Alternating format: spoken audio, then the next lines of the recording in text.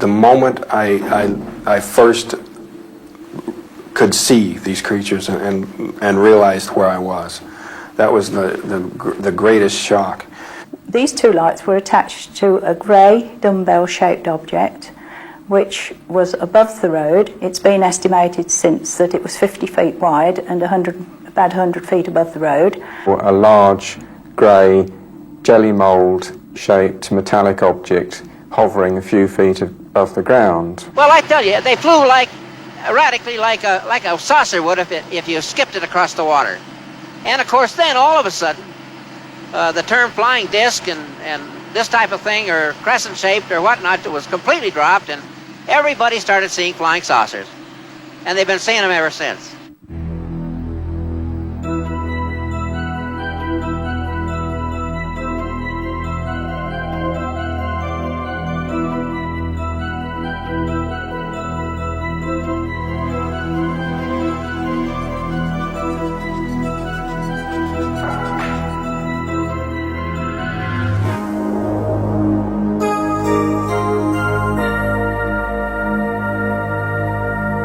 Normal people reporting something extremely strange.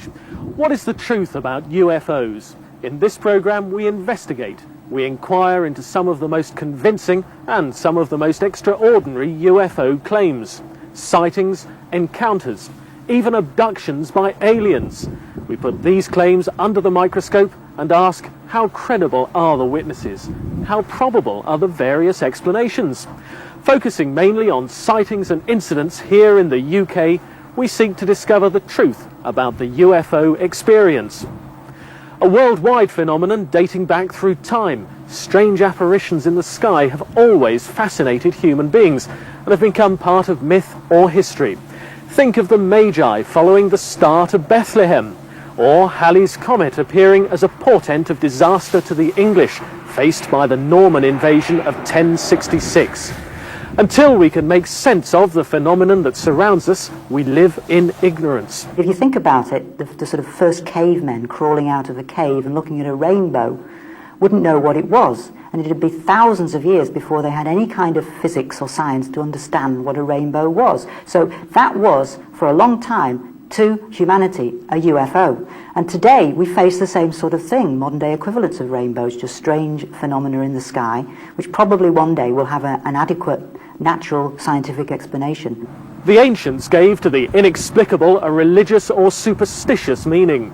In our own era, the strange power of the UFO over our imaginations continues.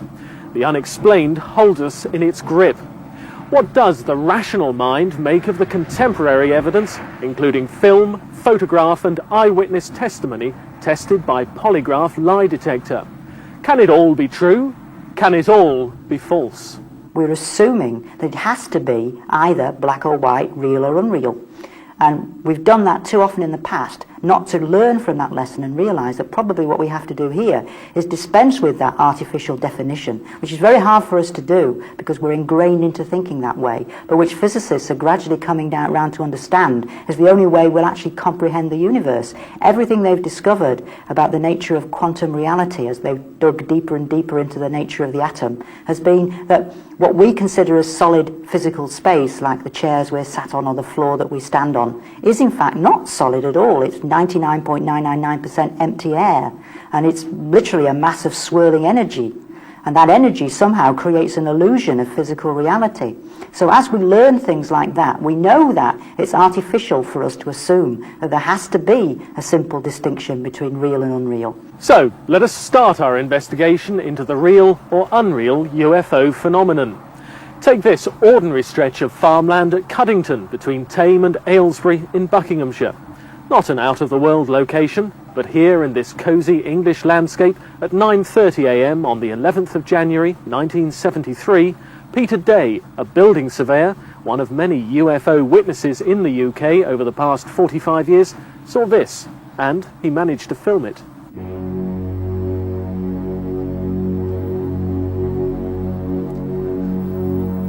Like many such examples of UFO sightings which have been filmed or photographed, it's perhaps inconclusive. But what of this footage captured by a professional ATV cameraman and broadcast on national TV in 1971? It's been suggested that both of these sightings are jet fighters dumping fuel, but compare the footage with these Australian Air Force photographs of F-111s carrying out the dump and burn procedure. And how about this extract from an extended filmed sighting of a yellowish craft captured in this footage by a Dutch holidaymaker, Dr. Heister.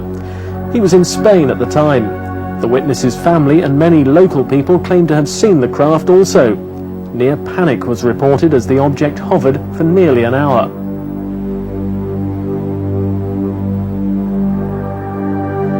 And it's not just humans that see UFOs. Look at this series of shots taken by an automatic car park security camera on the 26th of April 1991. The eerie object marked in this sequence is quite inexplicable. This footage was taken recently in Warminster. The object seems to be semi-transparent, but as with all photographic evidence, one has to exercise caution. How do you react when faced with filmed evidence like this? Skeptic or believer, where do you fit on the UFO witness spectrum? Because in the last 5 minutes, you have yourself just witnessed a number of UFOs with your own eyes. It may be just coincidence, but at the very moment the human race developed the rocket technology required to begin the great adventure of space exploration, at the very moment we built the capability to reach out into the solar system and into the universe beyond, from that very moment, beginning in the mid-40s, the evidence began to mount that perhaps the aliens were already here. Or did our awareness of our own growing ability to leave planet Earth merge with Ken Arnold's new flying saucers and a sackful of popular Hollywood B-movies to convince the susceptible few among us that aliens do exist? We live in a world where science fiction has a habit of eventually becoming science fact. And there's no doubt that the UFO phenomenon is taken seriously, treated as fact and not fiction, if reports are to be believed in even the highest places. And there's no question that for many UFO witnesses, the experience is real enough and has in many cases radically changed their lives, literally out of the blue. The modern UFO story took off in 1947 at Chehalis Airfield, Washington State. Search and rescue pilot Kenneth Arnold found something he did not expect. At this point is when I would say approximately is where I had this terrific flash hit the air. My aircraft lit up the inside of my aircraft, and I assumed, of course, at the time in a split second that it was probably a P-51 fighter that had dove over my nose, and that it was the sun's reflecting upon his bright wing surfaces that caused it. However, before I gathered my wits together, I looked way off here to the north, and then when I saw where the flash came from, it was an echelon formation of very peculiar-looking aircraft, and they were rapidly approaching Mount Rainier, and it was at about this point when I got here I could see their tail surfaces, or the rear end of them, and the second craft from the rear had a more or less crescent-shaped look, and it had a hole in the center of it. And of course I kept mulling in my mind, that's the damnedest looking airplane I ever saw. Above all, it was the sheer speed of the craft that convinced Kenneth Arnold that this was not your average aeroplane. I looked at my sweep second hand on my 24-hour clock, and they had covered this distance of approximately 50 miles in 1 minute and 42 seconds. It was placing their speed at approximately 1,700 miles an hour, 1,781 it came out at that distance, which was, of course, unheard of in 1947. Soon after his experience, Kenneth Arnold told his story to the media. His description of what he saw was to become legendary. I says, well, I tell you, they flew erratically like a saucer would if you skipped it across the water. And of course, then all of a sudden, the term flying disc and this type of thing, or crescent-shaped or whatnot, was completely dropped, and everybody started seeing flying saucers. And they've been seeing them ever since. Seeing them, yes, and researching them too. A huge research literature has been produced since 1947 to add to the mass of imaginative science fiction novels, films and TV that have coloured all our ideas of what worlds beyond our own may be like. But how did modern UFO research get started? Back in 1952, Albert Bender in Bridgeport, Connecticut, founded, I think it was about April, the International Flying Saucer Bureau. And the remarkable thing was that within a very short space of time he had acquired 600 members in no less than 48 states, with branches in Britain, France, Australia and New Zealand. The British Flying Saucer Bureau wasn't in fact the first UFO club in the UK. There was the Flying Saucer Club of Hove, with which it merged, and they jointly published Flying Saucer News. In fact, Flying Saucer News was latterly incorporated into Flying Saucer Review around about 1956. They took over the mailing list, so that was a bonus for Flying Saucer Review. Alongside the growth in the number of informal societies studying the UFO phenomena in Britain in the 1950s, there was also plenty of activity across the Atlantic. The US Defense Department took the issue so seriously that it set up a major UFO research project. It was known as Blue Book. One of the key members of the Blue Book research team was J. Allen Hynek, a noted astronomer. He was a professor at Harvard and Northwestern universities. Professor Hynek was to become a key figure in ufology. The Air Force had hired me with the expectation that I would clearly be a debunker. And I proved quite successful in debunking, if you will, and the Air Force was pleased. Of course, it is easy to debunk UFOs if you concentrate on IFOs. To start with, he was a skeptic on the extraterrestrial hypothesis. Because of more than 12,000 UFO sightings reported to Blue Book, under 6% remained unexplained, and of these there was no positive evidence of alien involvement. But by 1973, his Blue Book research led him to change his position dramatically. He became a strong ETH proponent, declaring that Blue Book had been a cover-up all along, a Pentagon plot to damp down legitimate public concern, and that it was possible that some UFO incidents were attributable to alien visitation. I remember being in a meeting in 1979 with something like 40 ufologists from different countries around the world, where we formed an organisation called the International Committee for UFO Research.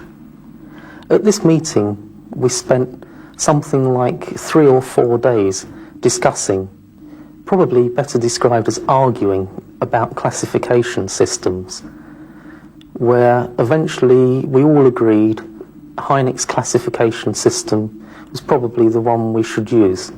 The 6-point Hynek classification system, which includes close encounters of the first, second and third kinds, covers those UFOs that remain UFOs after careful study. Most sightings that start out as UFOs do turn out to have a definite explanation, making those that don't even more intriguing. A very small proportion of UFO reports turn out to be deliberate hoaxes.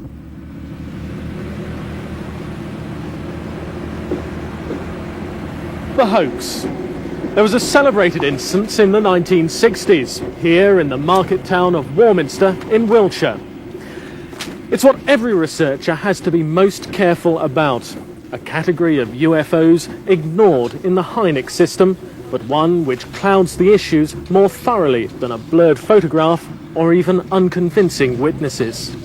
In January 1992, I was contacted by a chap called Roger Hooton, who had been living in Australia for 26 years. And he had just got a copy of my book where he had seen a photograph allegedly taken by Gordon Faulkner of a flying saucer over Warminster. And it had been spread across the centre pages of the Daily Mail, and it was dubbed The Thing, the first photograph of the thing. It was a very big splash, and it really did start the Warminster phenomenon off in many ways. Although there had been reports prior to that, this was the thing that brought it to public attention. It was a joke on the owner of the Warminster Journal, which was the little local paper. And apparently it was thought that owner would have known that it was a joke too, but he played along with it. It was a local town gag. And basically, yes, this massive thing which had kicked off the whole UFO phenomenon was a fake, and it was a 2-inch wide model made of milk bottle tops and buttons and so on, and thrown up in the air at a completely different time to the time given in the newspaper. And it's sad that 26 years of research didn't spot the fact that if you just look in the newspaper that the photograph's in, it says that the photograph was taken at 8 o'clock in the evening or whatever it was, I think. And if you go 3-4 pages forward, you can see that sunset in that area was about an hour earlier. And there was no way that particular camera could ever have taken that photograph, and yet all the research on the subject never found that in 26 years. After that, cases like that usually didn't pass through the filter, and we rejected them out. But we got more and more complex types of photographic hoax, which eventually we got new techniques to deal with. When the deep space probes into planets like Jupiter and Saturn were launched, where you could send a camera but you couldn't bring the camera back to Earth, you had to find a way of sending those pictures back, and the only way they could do that was by turning them into a kind of electronic signal and then reprocessing that electronic signal into a picture back in the laboratories of NASA. Now we can use the same methodology to turn ordinary photographs into electronic pictures and then reconstitute them into better pictures by enhancing certain parts of them. And these computer enhancement techniques have become a real godsend to UFO investigators now, because the more sophisticated hoaxers find it very difficult to get through that barrier. But what happened here in Warminster in the mid-1960s led to almost mass hysteria. It started back in Christmas 1964 with various people reporting strange lights and sounds, particularly sort of hammerings on roofs and alleged reports of dead birds and animals found in the fields. There was quite a lot of hysteria at the time, and I can actually remember, I think it was about August 1965, attending a meeting in the town hall of Warminster, and 200 people packed into this small town hall. Dr. Geoffrey Dole, our then, I think, chairman, was on the stage, and Geoffrey said, well, we must reassure people that there's nothing to worry about as far as the UFOs are concerned. And as an aside to me afterwards, he said, well, what else could we say? The phenomena carried on for quite a number of years. But was it really all a hoax? They'd gone around the field collecting up dead rats, which you find apparently in fields. I'm not a country lad, but I gather there's a lot of them around. And they lined them all up in a dead straight line across the field, set light to the lot, and all ran out the field shouting there's a UFO just taken off, and left it to everybody else to make the obvious conclusion. So I suspect somewhere is the first animal mutilation UFO story. But the number of proven hoaxes is tiny compared to the vast number of credible reports from sober, sensible witnesses. People who, as Hynek argued back in 1973, would prove excellent, reliable witnesses in a court of law. Mrs. Josephine Hewinson certainly had an unusual encounter one morning. She was looking out of a bedroom window which faces towards a fir tree and a paddock and a greenhouse, quite a large greenhouse. And between the greenhouse and the fir tree, she said she saw a large grey jelly mould shaped metallic object hovering a few feet above the ground. Well, naturally, she wanted to go and get confirmation, so she looked for her husband. Of course, when her husband came, the flying saucer had disappeared.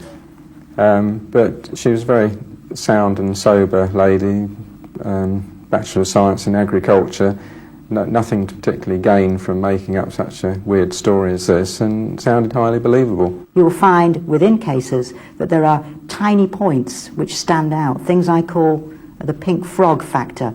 Because if you were to imagine two people who were seeing the same car, if they were to describe it to you as having been blue with 4 wheels, it wouldn't help you recognise whether or not they'd actually seen the same car, because an awful lot of them are blue and all of them have got 4 wheels. So what you have to look for is something that's special, a little feature that stands out. And if they both said they saw this little bottle pink frog hanging from the back window, you'd immediately get a hint that maybe they did see the same thing. And we find this in the abduction cases, things which don't tend to get reported and that most people therefore are not aware of, as they would be aware of the common stereotype image of the little grey entities with big eyes, because that's become so well featured in movies and TV series. Things like being offered a small drink which tastes like salty lemonade, which crops up again and again in cases from places as diverse as Russia and England and Australia and America, which you never find reported, which witnesses are telling you as part of their story. But the most controversial testimonies come from the small number of witnesses to second and third kind encounters, which leave physical evidence or where actual contact with an extraterrestrial is claimed. I suddenly felt a tightening sensation around my head. It was as if there was a band of something round there which was tightening, and I felt that I was going to faint. I thought that it would be wiser to faint inside the restaurant than outside, and I sat down and waited. It lasted about a minute. It went off and all was well. It was just as if nothing had happened, and I paid the bill and we left, and I completely forgot about that. At 5:15 in the afternoon, it was time to go home. When I arrived at Weedon Crossroads, I turned right onto the A5 and immediately saw a brilliant red light on the left-hand side above the road and a brilliant green light on the other side. My thoughts were that it was an aircraft which was going to zoom over my head and crash. But the other traffic went slowly. I went slowly at the same pace as them because it was a busy road. And I realised soon that these two lights were attached to a grey dumbbell-shaped object which was above the road. It's been estimated since that it was 50 feet wide and about 100 feet above the road. And I went along and of course had to drive underneath it. As I went along the road then towards Churchstowe, where I live, I could look back and I could see this was still there, and the lights were flashing. The green light was still flashing and the red light was not. The next part of the road was covered with trees, and I remember driving under the trees. But when I came out from under the trees, well, I don't remember coming out from them, because suddenly the car was stationary. Everywhere was black, real pitch black, and I didn't know where I was. I knew I was in the car because my hands were on the steering wheel. I couldn't see the road, the trees, the buildings. I could see absolutely nothing, not even the car I was sitting in. And of course I sat there and wondered where I was. I wasn't afraid in any way at all, just wondered where I was. And suddenly a brilliant white circle of light about a metre across shone on the road to the side of the car, and it went off and everywhere was black again. And then another circle of white light, exactly the same as the one before, shone just towards the front of the car, and they went on and off in a circle round the front of the car. And then they went back in a semicircle round to where they started, on and off, and again in the same way to my side of the car, and this one shone in the garden of a cottage on the right-hand side. It was then as if it was turned and it went up the front of the cottage and off the top.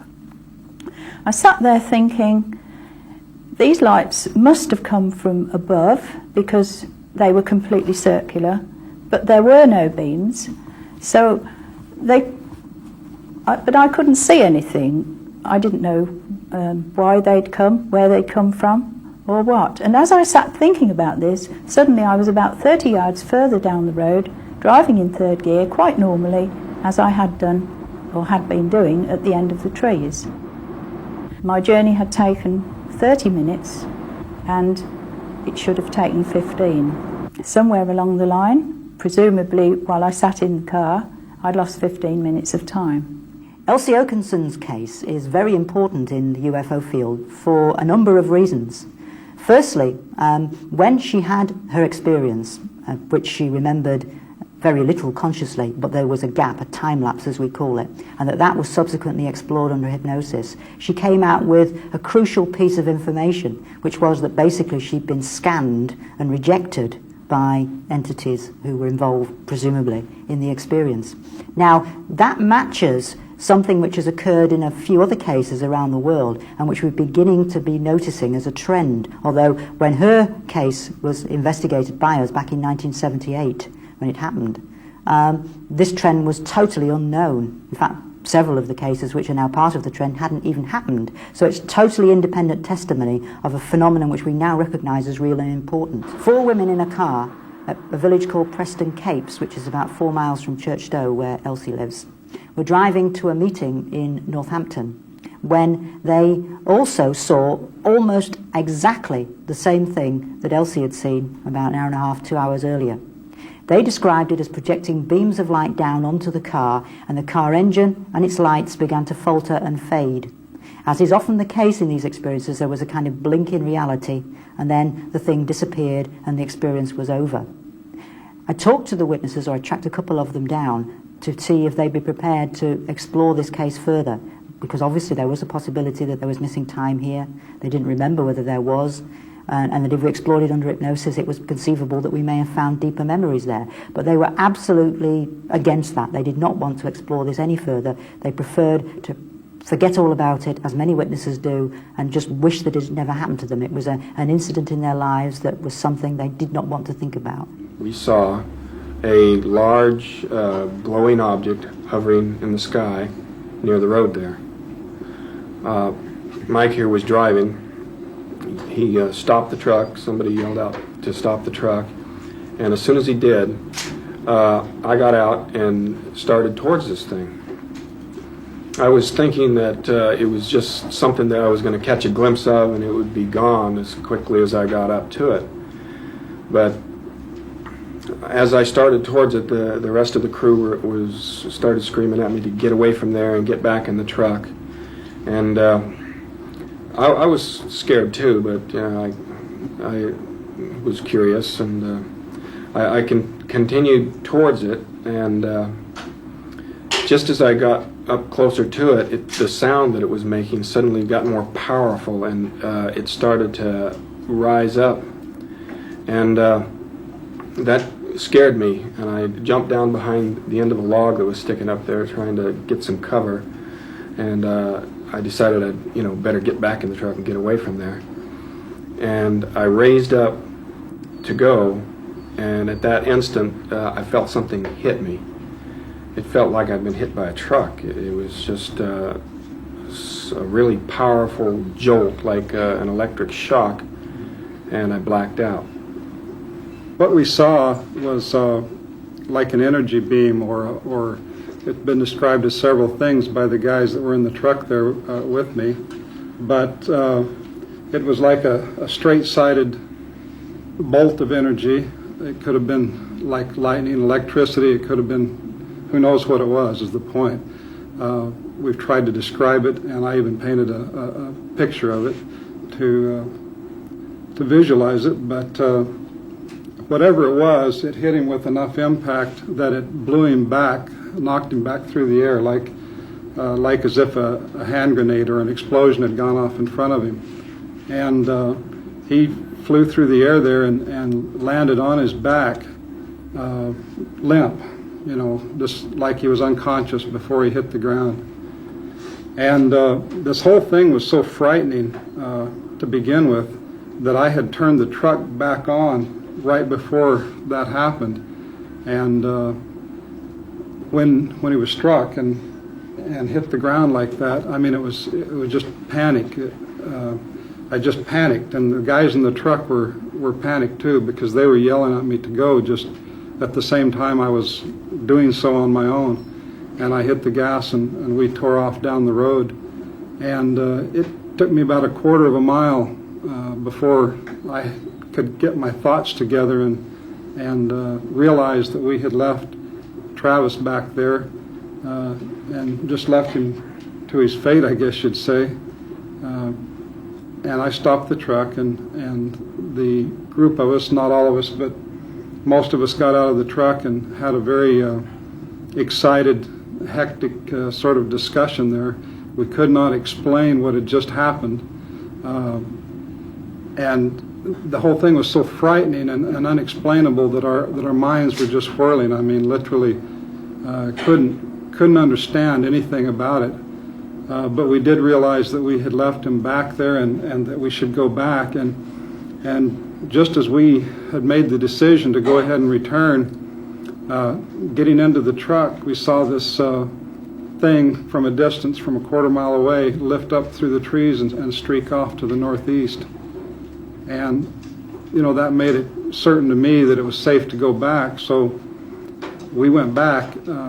I took the light and I shone it down there on the ground, to see if there was any footprints in the road. And when I did, I saw the footprints where he had jumped out of the truck, and his heel mark was very plain there in the dirt. We followed the footprints on up to where he had stood in the middle of this clearing and could not find the footprints, anything where he had walked away from there. And I checked very closely.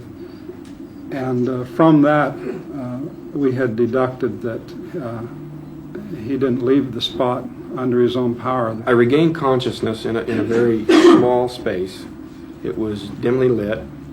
I was in a great deal of pain. I felt trapped, and I was having a great deal of trouble breathing. The atmosphere seemed hot and humid and stale. I couldn't catch my breath. Travis claims that he met two different types of aliens. The first were the Greys, creatures about 4 feet tall with large domed heads and huge eyes, characteristic of many American abduction testimonies. The second type were the Nordics, tall, blonde, human-like aliens. After lashing out in fear at the Greys, Travis claims he was taken into another room by the Nordics and then anaesthetized. It was just a matter of minutes from the time I regained consciousness and saw them and became hysterical like that until I was forced down on a table and a mask was placed over my face and I blacked out. Abductions have the appearance of being an entirely American phenomenon because I think there are probably more UFO researchers per head of population in America than anywhere else in the world. What we do know is that you will find abduction reports and UFO reports anywhere that there are channels to report them. So when you look at a map of the world and find the spots where there are no UFO reports, what you usually find is there are no channels for communication. There's an amazing case from Australia where a woman who'd had repeated abduction experiences actually felt one coming on again, and she contacted 2 UFO investigators who went round to her, drove with her out to the location where she'd had her earlier contacts, and as she was actually describing to them, again in an altered state of consciousness, how she was now inside the UFO, seeing these entities and the constructions inside the machine, they could see her wandering around outside the car, speaking into thin air, apparently seeing entities that they could not see. So we have evidence like that which suggests that the experience is real to the witness who's having it, but not real to you or I if we were there at the same time. False memories or true accounts? We've heard some compelling testimony, seen some very mysterious sightings, heard from some of the leading UFO researchers. Evidence, conceivably, that creatures from up there have come here. But if we doubt the extraterrestrial explanation, is there another good way to account for all these sightings and testimonies? There are many and very varied theories of UFO origin, split down into 4 broad areas. The first of these areas could best be described as UFOs are advanced technology. For example, there have been many reports recently of strange delta-winged objects. Many people feel that these are top-secret American spy planes. Also within the advanced technology group, you would include things like UFOs as extraterrestrial vehicles. The second group of theory relates to UFOs may be psychic phenomena, something along the lines of ghosts, if you like, that effectively UFOs may be the equivalent of the 19th century materializations. The third group of theories relates to UFOs may be some form of psychological or physiological process. The best description, I guess, is that UFOs may be some form of hallucination. The fourth group of theories are that UFOs might be some form of natural phenomenon. This might be a pre-existing phenomenon, for example ball lightning, or it might be some new form of previously unreported atmospheric phenomenon. So, either we are being visited by aliens, or it's some kind of trick that our minds or our bodies are playing on us. Then again, Maybe it's just a natural phenomenon that we don't yet understand. How can we decide which explanation fits the bill? How can we make this decision objectively without letting our own ideas, our own emotional baggage cloud the issue? We were imposing the belief systems of the researchers and the investigators on the stories that we were being told. And that was a factor also of using hypnotic regression and a stereotype abduction created from the Betty and Barney Hill encounter. What had happened was in the 60s, Betty and Barney Hill had been driving alone. They'd been abducted by or at least they perceived they'd been abducted by a flying saucer. They'd actually had some kind of confusing drive time. Something had happened to them. There was physical evidence that something had happened to them. Then, after about 3 or 4 days afterwards, Betty Hill was very absorbed reading Donald Kehoe's work. About 5 days after that, roughly speaking in numbers of days, within the 10 days of the sighting anyway, she was having very elaborate dreams about this abduction experience of being a landed flying saucer, taking her and her husband aboard and doing these medical things. That was revealed under hypnosis around 2 years later, and the hypnotist did not say that he believed it was the magic and royal road to truth was the expression. He said it's not, hypnosis is not the magic and royal road to truth. But nonetheless, it was thought-provoking, and it was possible, of course. And I think abduction researchers were drawn into the subject by the attractiveness of this exciting science fiction story. And I must say, I think that is not an accidental phrase. There's a lot of American science fiction culture has gone into building this story up. Every research experiment that's been carried out into regression hypnosis, both in UFO-related and non-UFO-related situations, has demonstrated that it is fallible. It can produce useful information, it can stimulate memory, but at least as often it can stimulate fantasy. The upside of hypnotic regression is it's an extremely reliable form of therapy, and I've spoken to many witnesses who believe it saved their life. Bud Hopkins, principal witness of his book Intruders, Debbie Tomey, Kathy Davis in the book, spoke to me, and she was talking to me about the fact that she would have committed suicide, possibly, or she thought she might have done, if Bud hadn't helped her and her family through the experiences. And I have no doubt that as therapy it's very effective. But as therapy, it allows people to work out fears and fantasies as well as true trauma. And there is no way that the person in that experience can tell themselves what is real and what is not.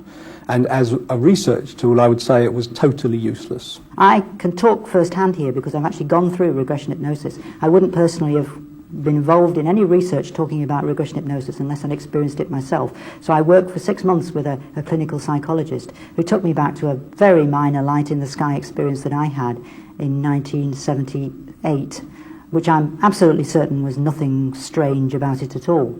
But I went through regression hypnosis to experience what it was like to relive the memories and also to see what happened afterwards, because he told me that quite likely I'd dream about it and things would begin to crystallize in my mind and I have all kinds of strange images coming to me. But more importantly than that, because although I had no conscious recollection of the hard facts about this experience, like the day of the week on which it occurred or what I did the day after it or anything like that, I knew that that information was available, and with some research I could find it. So it gave me an objective test in a UFO-real situation of the validity of regression hypnosis. And I found that approximately 55% of the information that I came up with under these regression hypnosis sessions for this clinical psychologist were completely wrong. We've done some experiments which were videoed throughout with no breaks, so that we knew there was no manipulation, with several witnesses using clinical hypnotherapists and a whole team who learnt about a non-existent race of aliens.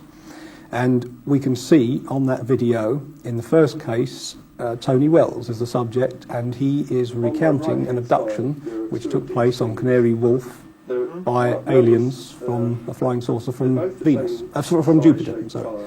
Something which he'd learnt, and he is able to elaborate on that and answer all the questions, and as you can see, he's quite convinced of the experience he's going through. In fact, it's totally fictitious, and we all knew that from the start.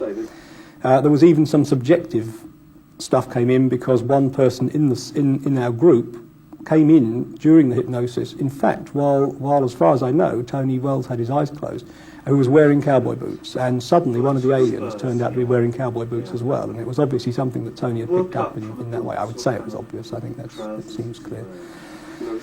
In the second experiment, we can see Anise, who is being turned around under hypnosis. She experienced a very bad, frightening, evil abduction, all totally fake, because she learnt it all for us beforehand. but she is experiencing it just as she is experiencing it real under the hypnosis. But by using some suggestive language and some suggestive body language, in fact, we were able to imply a spiritual dimension to what was going on. We didn't ask her to interpret it that way, we implied it. And very quickly, we can hear Anise beginning to accept that this is a lovely experience, a religious experience.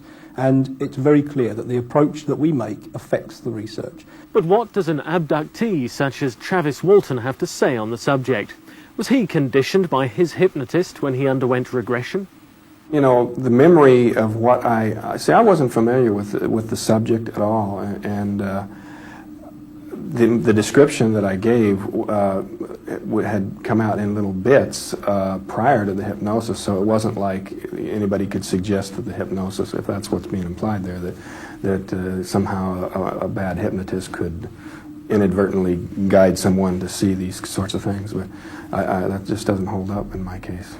There is a belief that the UFO phenomenon is a very nuts and bolts thing, that it's the visitation of aliens from another planet. And of course, if that's what it is, then it is in fact just a phenomenon in which we have no control. We can observe it like a firework display, and we can see what happens as and when it happens.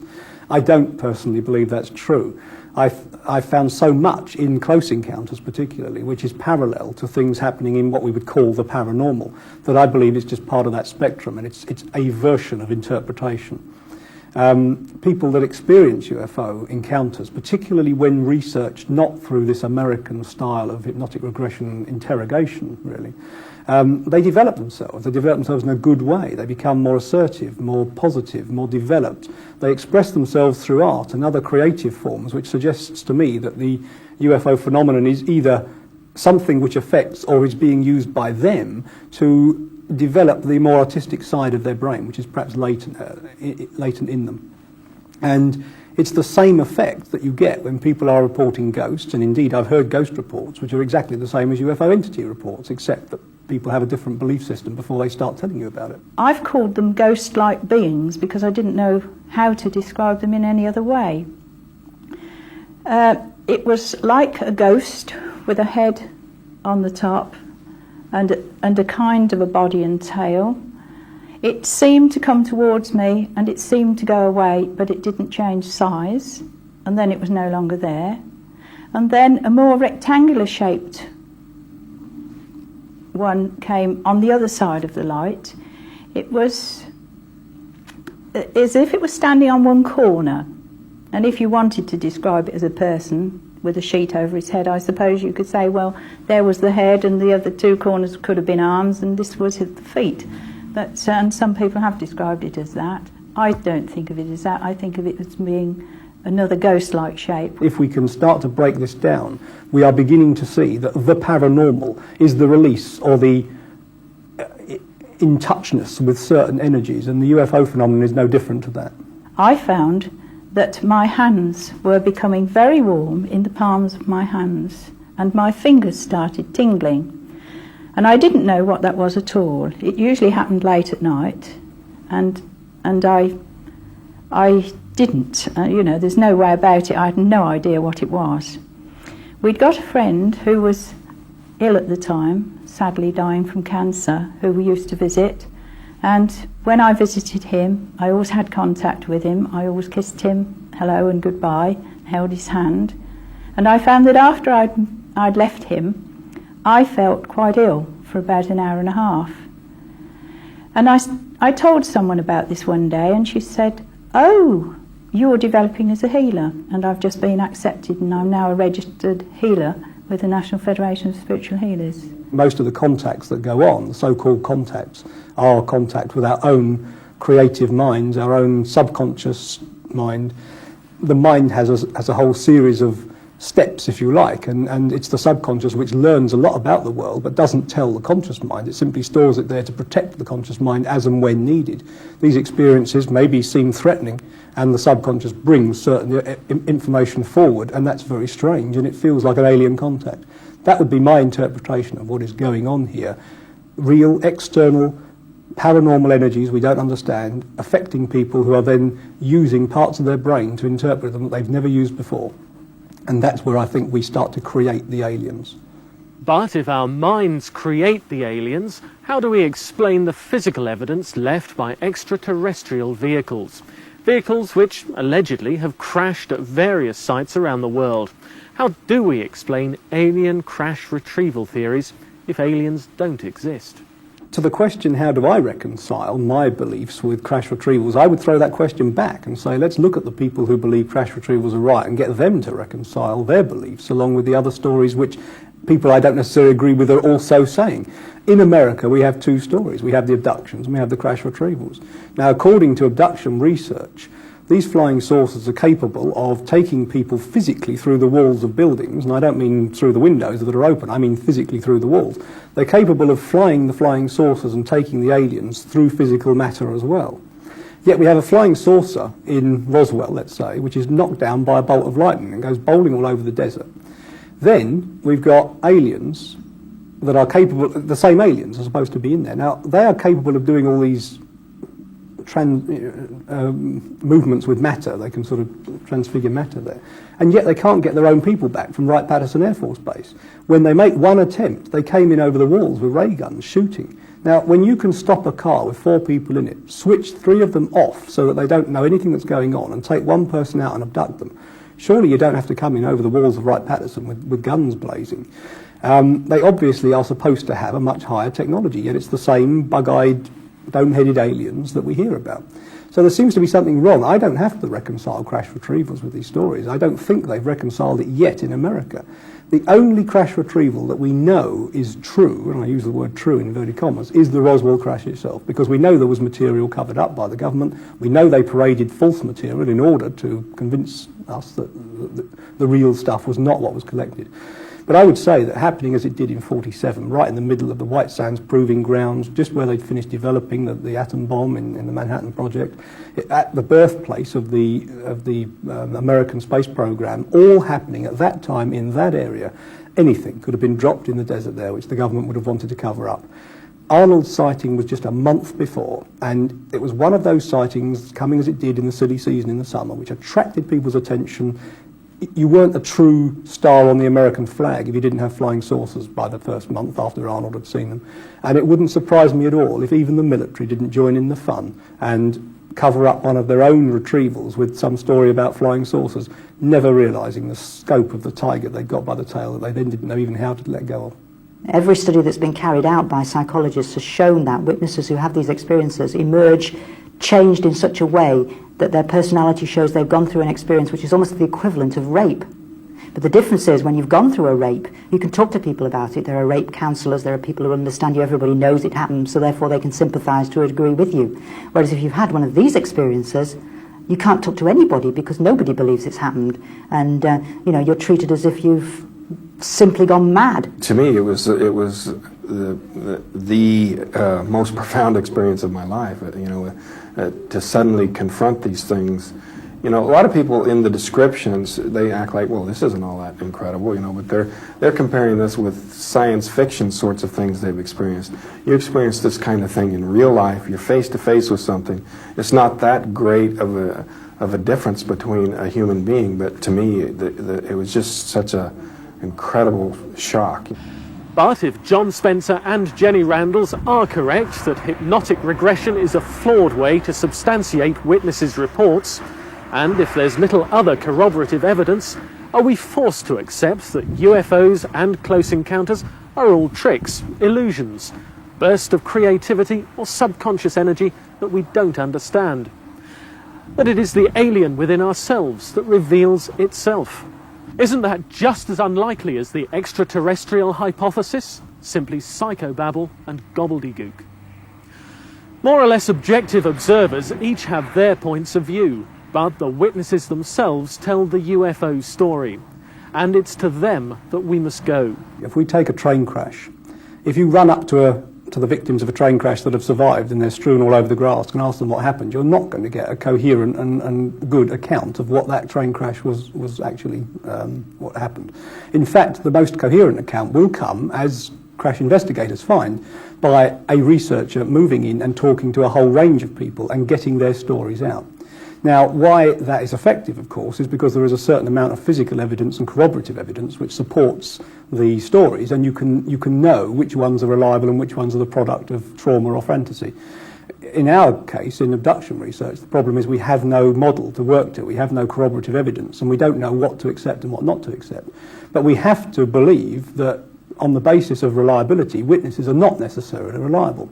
So when they say, well, I was there, I saw it, therefore I must be correct, I'm afraid that's just not the case. So much testimony, so many witnesses, so much evidence, and in many cases no explanation. Can we rule out the extraterrestrial hypothesis? Can we rule it in? The experts each have a different point of view. I'm an old-fashioned extraterrestrial man myself. I think that there's sufficient evidence to show that a very small proportion of the sightings do represent some kind of contact with an extraterrestrial technology. We really do not know what UFOs are other than unidentified. You're left with this curious kind of middle ground. The evidence is partly physical. It's also filtered through a human mind, which means therefore it has to become partly psychological as well. And I think one of the problems is we're probably asking the wrong questions. From my view, I'm not even sure aliens are involved at all. It would be extremely naive to suggest they couldn't be. Obviously, that's possible.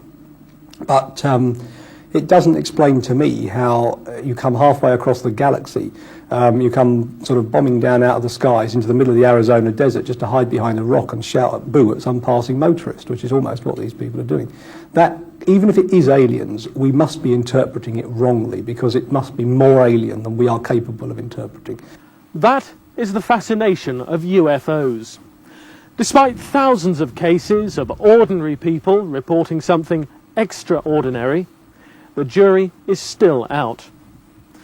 After 45 years of modern research, all it seems we are left with are more complex versions of the very questions that we started with. If there is a connection between UFOs and the strange beings we've heard about, and both are a natural earthly phenomenon that we don't yet understand, then maybe this research will lead us to the answer. If, however, the extraterrestrial hypothesis holds true, and we are being visited by creatures from an alien world, then perhaps we will only find the answer when they choose to go public, when they choose to reveal their truth to us.